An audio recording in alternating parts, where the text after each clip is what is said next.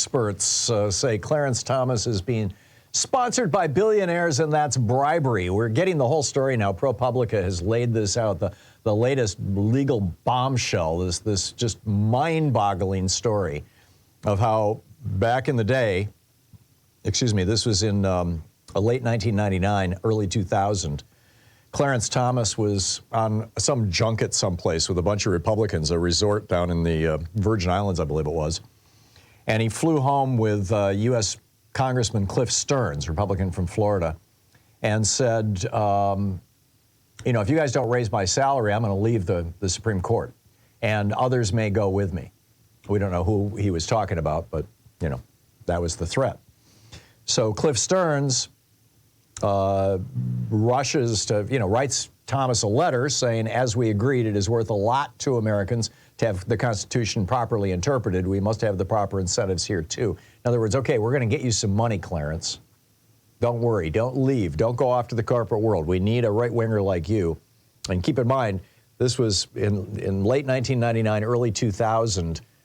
Who was president then? Bill Clinton. Bill Clinton was president all the way up until January of 2001. So through the entire year of 2000, and of course all of 1999, Bill Clinton was president. And Clarence Thomas was saying, if you don't give me money, I'm going to I'll leave the Supreme Court. And that meant that the conservative majority on the court, which was 5-4 at the time, would become a conservative minority. And this is why the billionaires jumped in and started pouring money down Clarence's throat. Oh, you want your kid to go to a very expensive prep school? We'll do that. Oh, you want your mother to own her house and have it repaired and fix up the neighborhood? We'll buy a couple other houses down the street and fix them up so that your mother's place looks nice. We'll do that. Oh, you want to go with us on our yachts in Indonesia and all around the world on our multi-100-foot mega yacht? You want to fly on our private plane? We can do that. No problem, Clarence. Oh, you want a $250,000 bus? We'll buy that for you. It's incredible.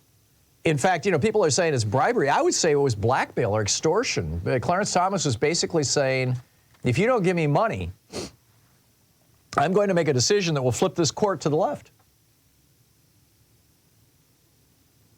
I don't know why nobody is pointing that part of it out.